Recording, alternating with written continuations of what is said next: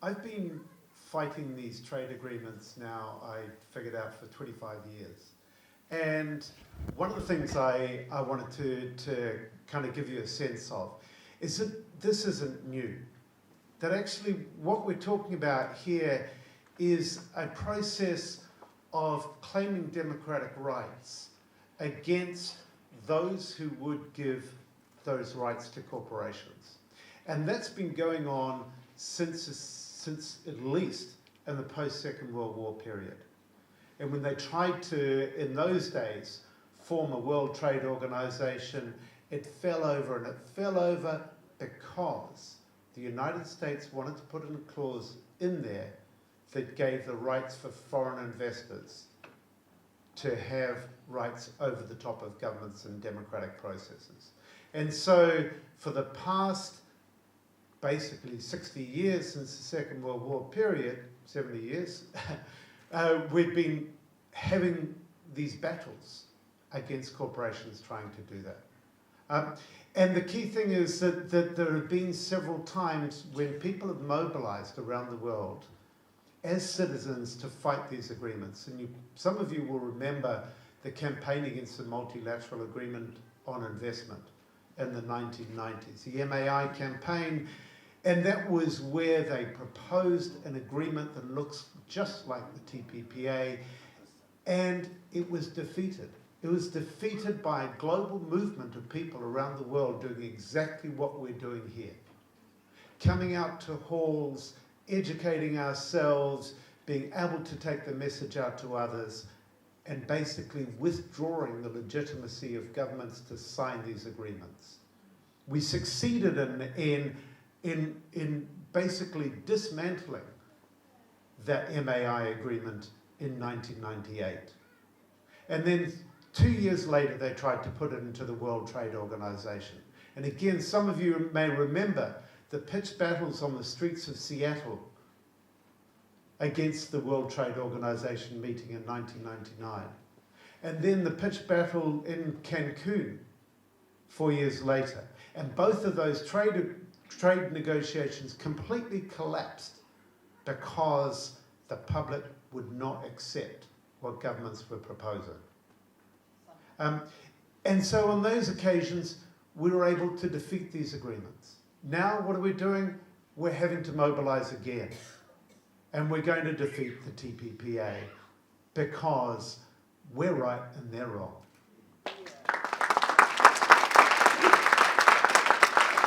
So I've really enjoyed the talks today. Thank you very much, speakers. It's been great. I reckon the hardest thing about talking about the TPPA is getting people to believe you.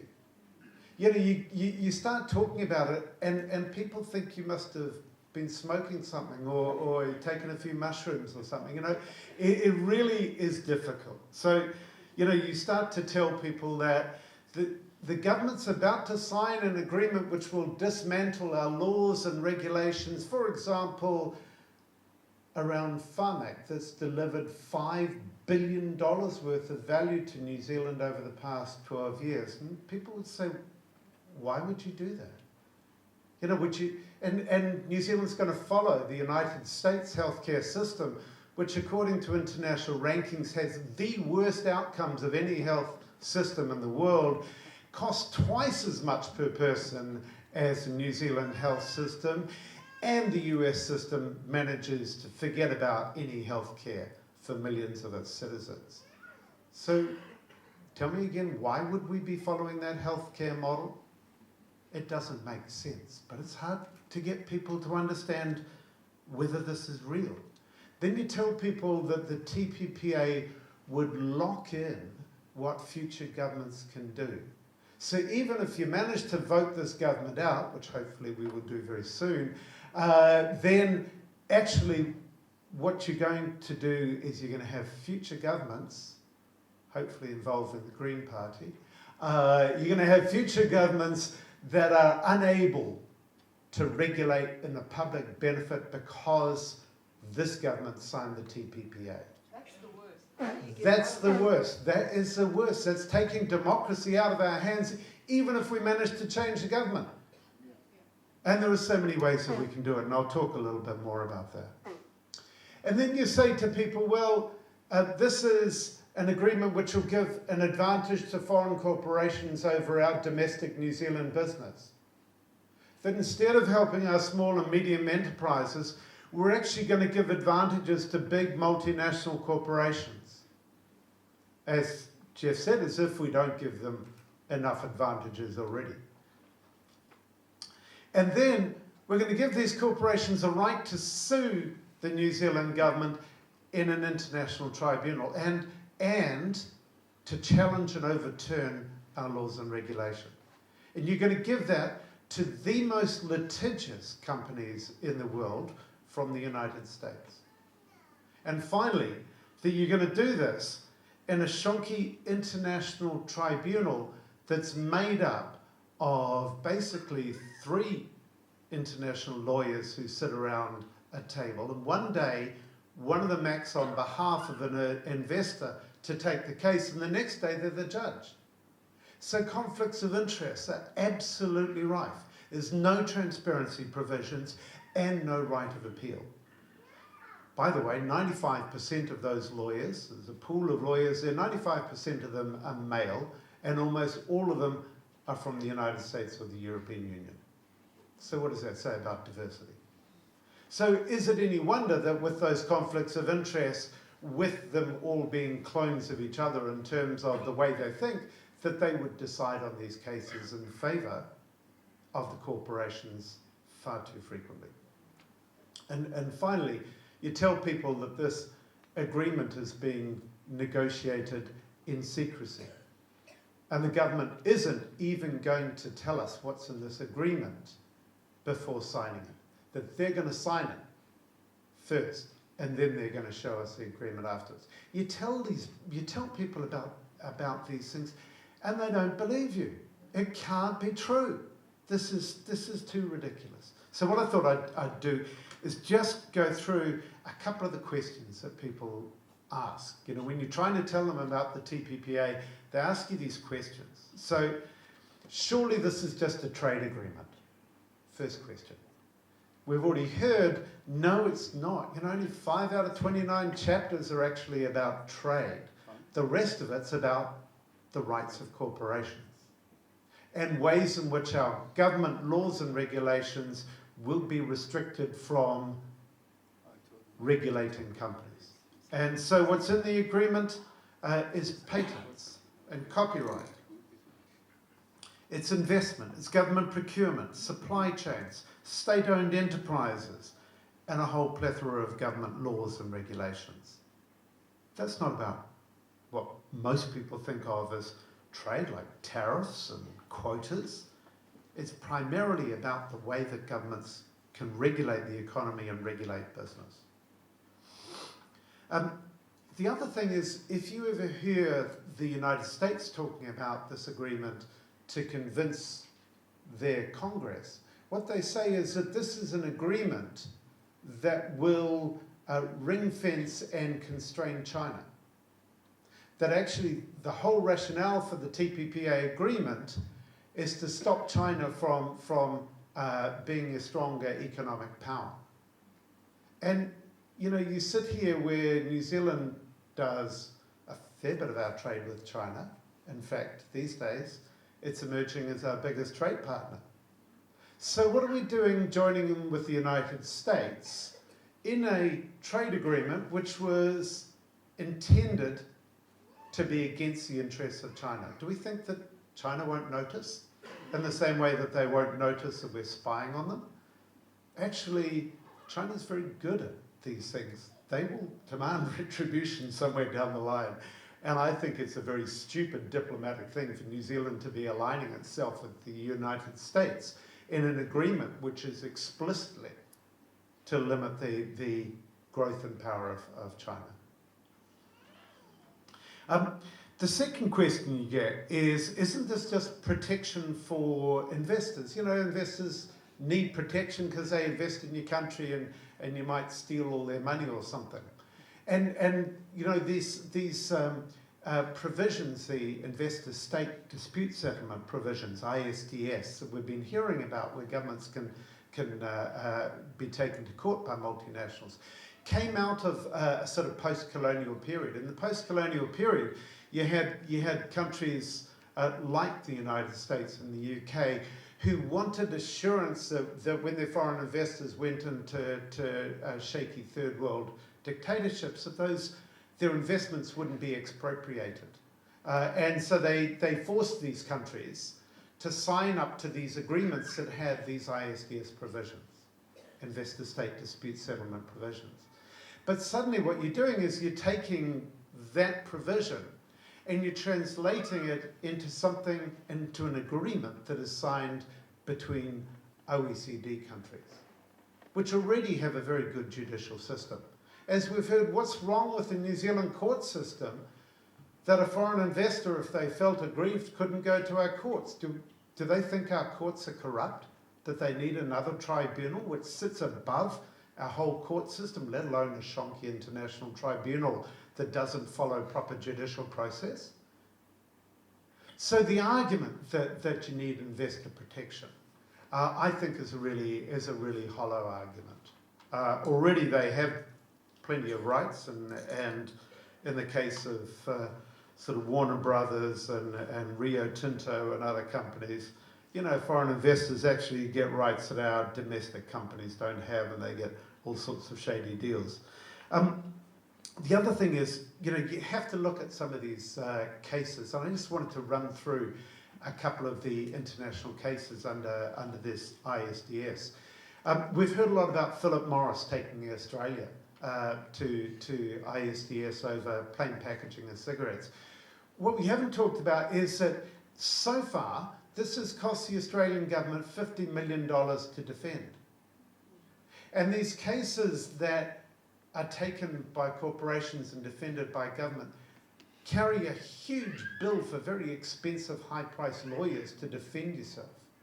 And even if you win the case against these corporations, that's money you have to pay. There's no awarded costs. You don't get costs for these agreements.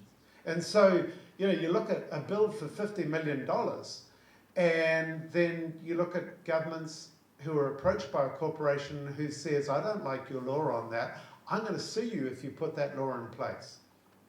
And that chilling effect on our laws and regulations by corporate threats is something that's already happening around the world. That corporations are going under similar agreements to governments and saying, don't regulate us or we'll sue you. And for many countries, like El Salvador, that's being sued by a mining company called OceanaGold, which, by the way, operates 3 mines in New Zealand. OceanaGold is suing El Salvador over a mine that's had very bad environmental impacts, and they're suing for $300 million, which is about half of the amount that El Salvador spends on education each year. And you're talking about cases that it's so deeply unfair. So there was an Egyptian a company called Al Kharafi that invested in Egypt, and they were a tourism company, and they invested, wait for it, $5 million in Egypt. And then what the court did, this international tribunal did, is it said, we're going to overrule the government of Egypt, and we're going to give you, this Al Kharafi company, compensation for lost future profits that haven't even happened yet. You know how much they got on this $5 million investment? $935 million for a $5 million investment. These are the kind of cases that are out there. Do we really want to expose New Zealand to these kind of cases and these kind of risks? No. There's a case where Quebec is being taken to the International Tribunal for their moratorium on fracking. This is madness. The South African government was taken to court for their post-apartheid policies on black economic empowerment. And they were taken to the International Tribunal. Germany was taken to the International Tribunal when they wanted to phase out nuclear power. So, Swedish nuclear power companies sued Germany on the basis of that. Egypt, again, was sued. And they were sued by the company that runs Auckland's trains, Veolia. And they were sued because Egypt wanted to raise the minimum wage. What does that mean to the rights of workers in this country?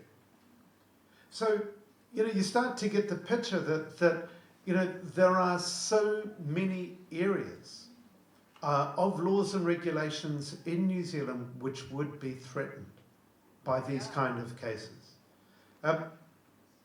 So, when people say it's just protection for foreign investment, actually it's not.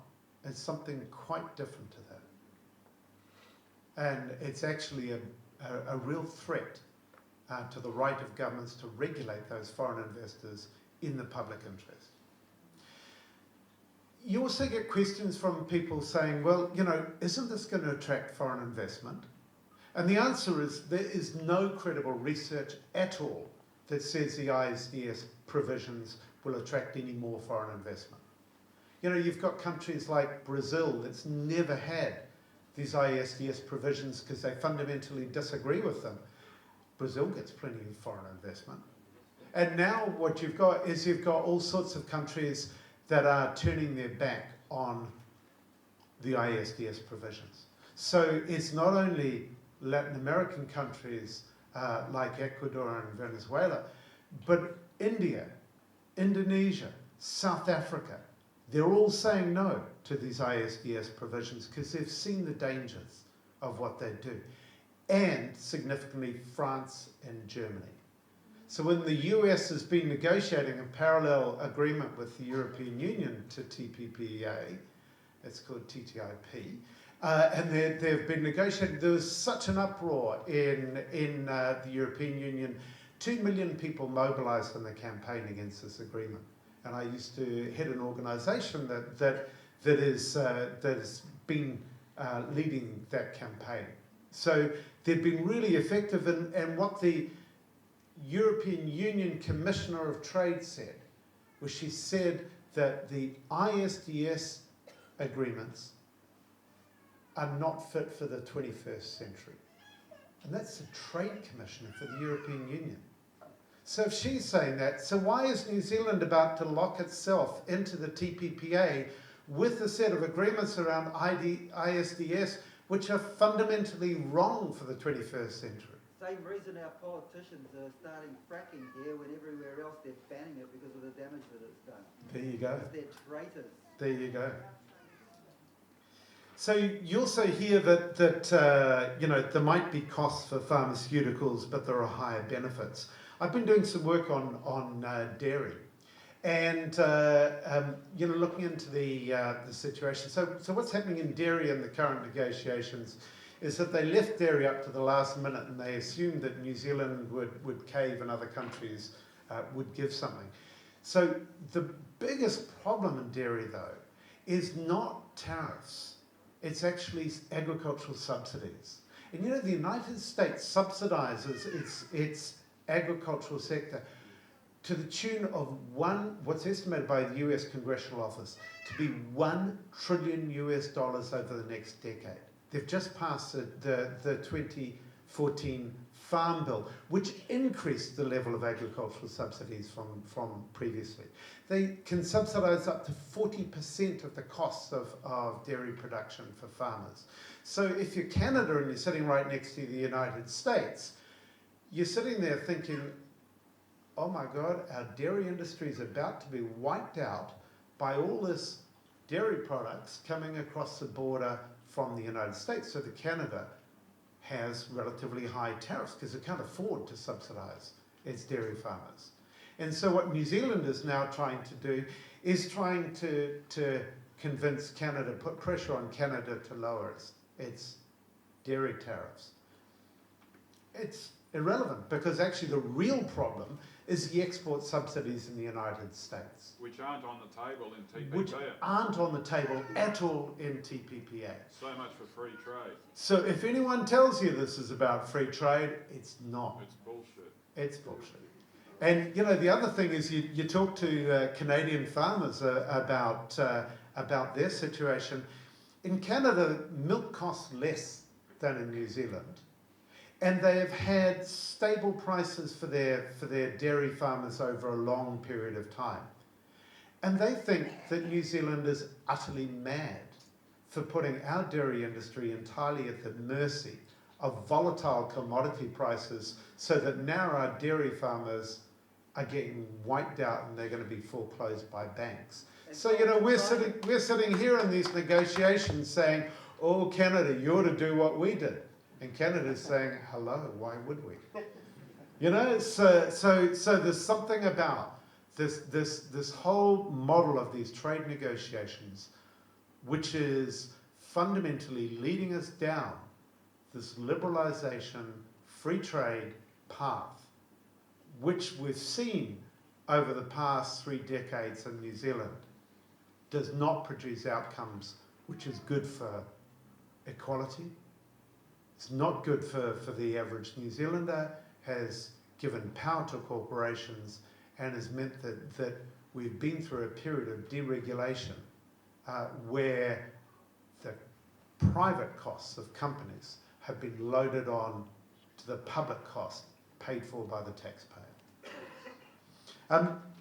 I wanted to just talk about some of the costs. If that's the benefits, and we're seeing actually there's not really much benefit out of dairy. If you look at the other agricultural products, there's nothing much in the rest of agriculture either. In fact, the best source of analysis of costs and benefits in this agreement is not John Key saying all is worth billions of dollars. It's actually the US Department of Agriculture. And the US Department of Agriculture looked at the benefits to New Zealand and said, at best, the benefits to New Zealand agriculture would be, wait for it, 0.01% of gross domestic product by 2025, at best. And we know that it's not going to be nowhere near best. So we're talking about 0.01% benefit.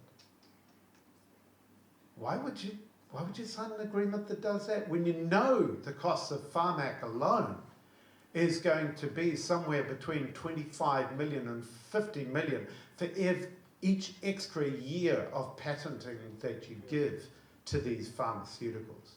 So already you're racked up hundreds of millions of dollars in just in one provision around Farmac. And some of the other costs is we talked about the patenting life forms, including New Zealand's indigenous plants. There's also the copyright costs, and we referred to Shelley, who talked about sort of the issues from the librarian side. The costs of a far greater copyright and patenting system will go right through our economy. It'll include libraries and universities and a lot of our public institutions. The costs of procurement. At the moment, a lot of New Zealand companies get their start by being able to get procurement contracts from government or councils. But what's happening under the TPPA is those contracts are being opened up to multinationals. And if they give the contract to a local company, then potentially they could be sued.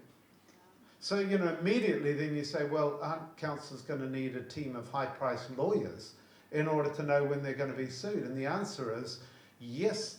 Anyone who wants to go into kind of expensive trade lawyer is going to do very well out of these agreements. The other costs are costs of defending these cases. If it's $50 million a time for defending against Philip Morris, how many more cases are there going to be? And that's even if you win. What about if you lose and you have to pay out, in some cases, over $1 billion? These are the cases of the costs of deregulation and poor regulation in New Zealand. And we heard already that finance companies falling over cost us $8 billion, and there are so many other cases of costs from leaky buildings and Pike River and all of these other places where a process of deregulation has basically allowed companies to basically have costs loaded onto the taxpayer.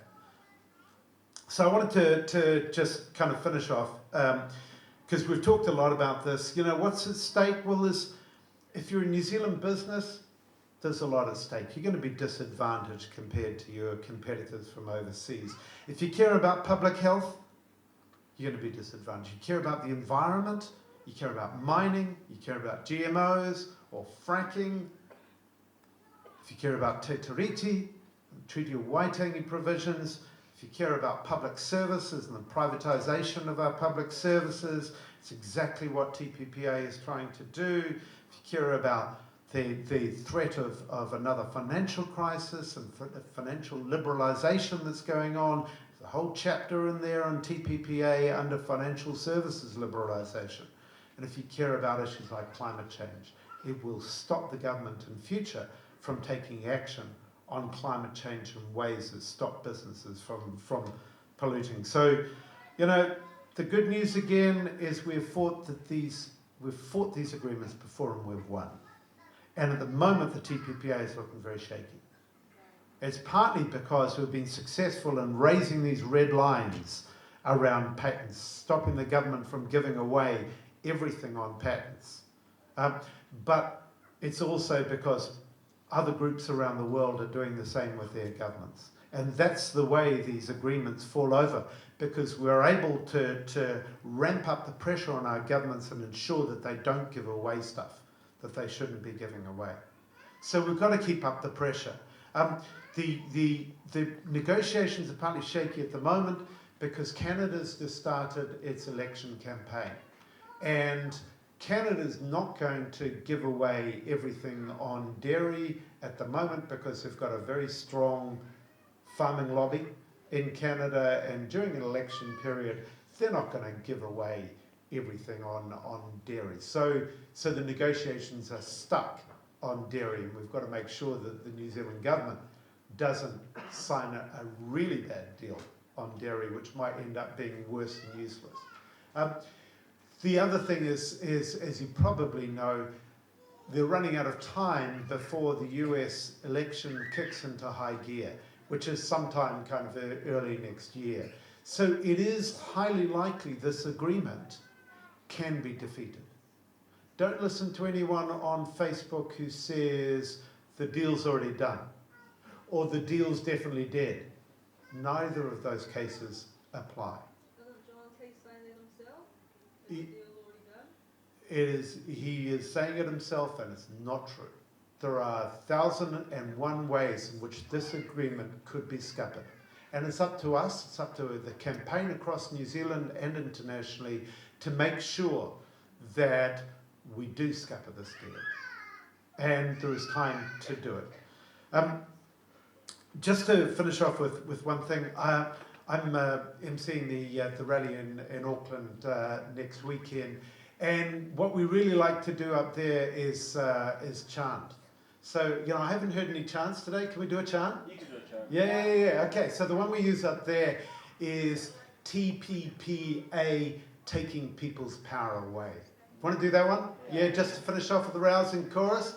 TPPA, taking people's power away. TPPA, taking people's power away. TPPA, taking people's power away. Yes, thank you all. Hooray!